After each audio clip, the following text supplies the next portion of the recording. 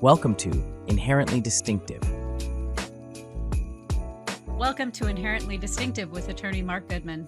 Mark's practice focuses on patent law, trademark law, copyright law, and business law related to innovation. I'm your host, Zofia Morales, and today's episode is From Idea to Trademark Portfolio, Building Brand Over Time. Welcome back, Mark. So happy to have you back with us. Anytime, right? I'm here all day. We can do it anytime you want.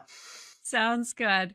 So why should businesses make this mind shift from thinking of a trademark as a one-time filing into more of a long-term brand strategy? So here's the thing. I think if you're thinking about a business that's, let's say, a small business that's a startup and then it grows over time, I feel like the trademark portfolio kind of tracks that, right? Because in the beginning, you're going to probably want the one or two or three most important trademarks, right? So typically it would be the name of your product or service and or the name of your business, which could be the same or different, right? Right. As well, typically a logo, right? You'll have at least one logo. And then in some instances, you might have a marketing catchphrase, right? They always use this example, right? Nike has the trademark to the name Nike, to the swoosh symbol, and to the phrase just do it, right? Exactly. But when you actually pop Nike into the trademark, I do this sometimes with clients in my office. We'll go to the trademark search system. We'll put in some famous company like Nike or whatever have you, right? And you won't see one or two or three. You're going to see like 168 records, let's say. Wow. Yeah. And now a lot of those will be abandoned too, right? Because maybe they had a brand, they had a logo they were using, they didn't use it anymore, so then it dies, right? But at least there's a lot.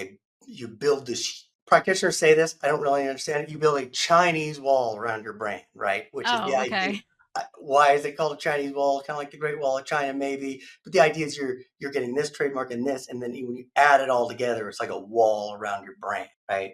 And that's what you're going to want to build over time. And again, just to go through the types of things you can get trademarks on, right? Again, the name of the business overall, the name of the product or service, catchphrases. You can also get even things like sounds, right? Ba-da-ba-ba-ba, right? Like just think about some of these famous sounds. That would be a trademark, right? What else? Like you can get. Does it go as far as like a specific shade of a color or? Right. You can even get trademark to what's called trade dress. Now it's not like dress like clothes necessarily, but just trade dress. What that means is the particular look and feel of the product in some instances can be trademarked itself. Just imagine the hourglass shape of a bottle of Coca-Cola, right? Okay. Likely they would claim trade dress in that shape. If you were to sell some other soda as the exact same looking bottle, arguably consumers would be confused about, wait, is that a Coke bottle? It looks like a Coke, but it's not, right?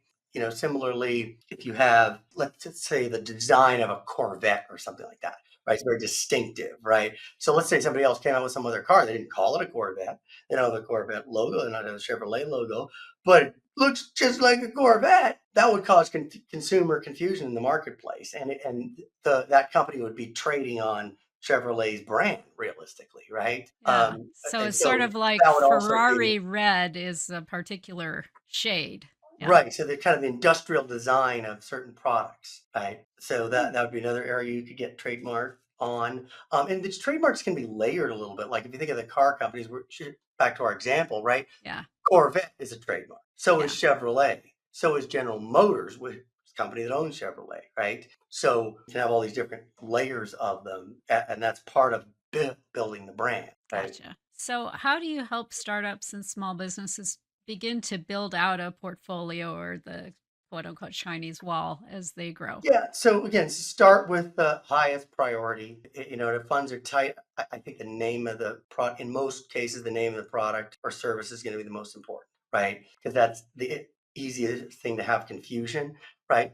You know, and then after that, logo and maybe catchphrase or something like that. And then as the business grows, you're going to have different versions of products. They'll probably have different names and they'll each have their own branding. So that necessitates more trademark applications. And then we can start doing, if you have some marketing campaigns that are really successful and they become associated with the brand, then you want to get that as well. Okay. You just keep building, right? And if a company gets big, you may have a really large portfolio of these guys. Yeah, exactly. So I guess my question for you is, at what point after the initial push, right? Initially, when you start, of course, there's going to be a bunch of stuff you want to get trademarked. But as you're going along, what should be kind of your flag that, oh, you know what, maybe we need to do something around this particular color, slogan, whatever it is? So most commonly, let's say companies will just introduce a new product or service into the marketplace, right? And then maybe they don't think about doing the trademark to that one, right? Because you already feel like Yeah, you've you done it, already right? trademarked your stuff, right? Right. But We're done. of course, it's totally different, right?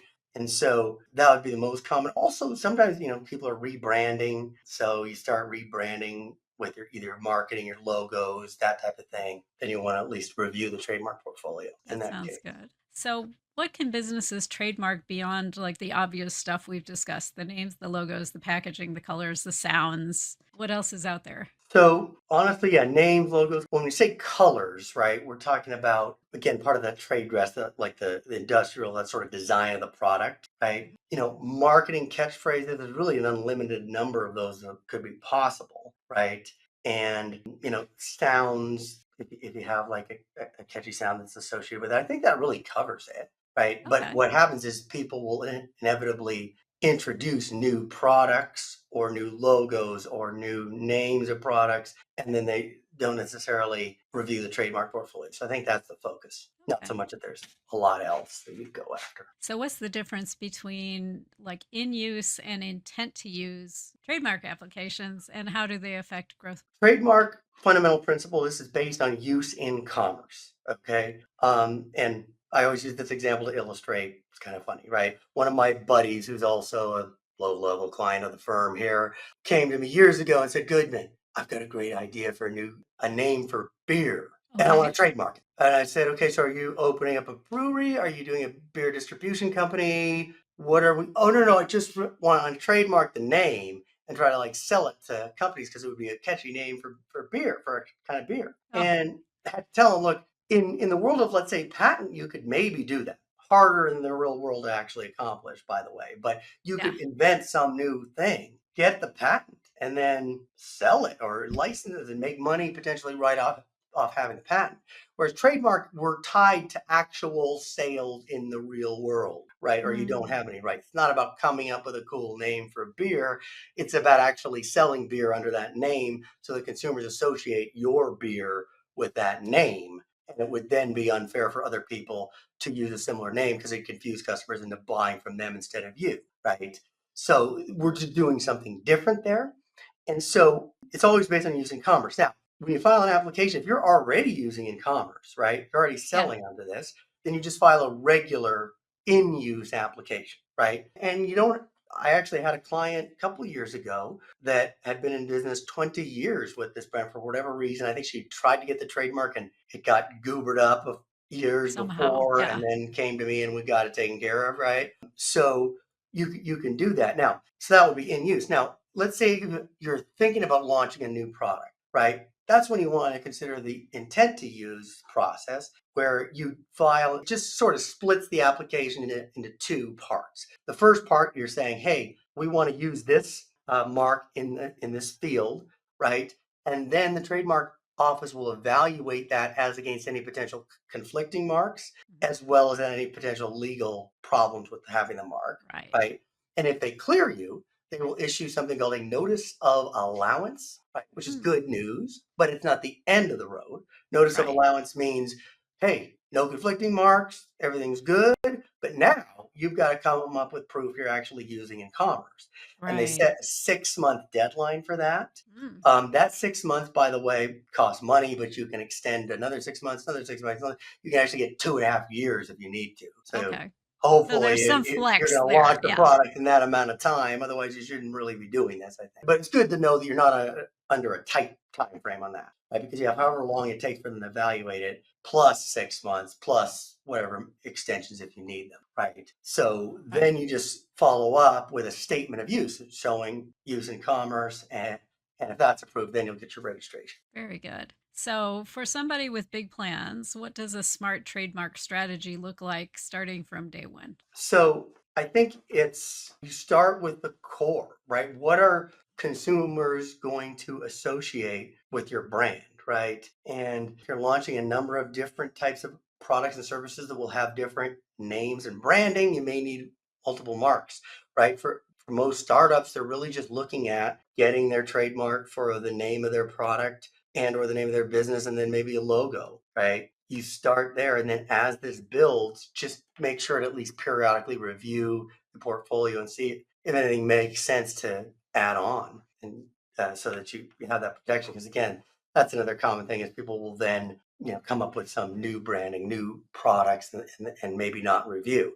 Other Yeah. thing to be thinking about is that the trademark office is very strict nowadays on the branding that you use has to match what you're applying for. And so be Oh. careful about shifting branding around, right?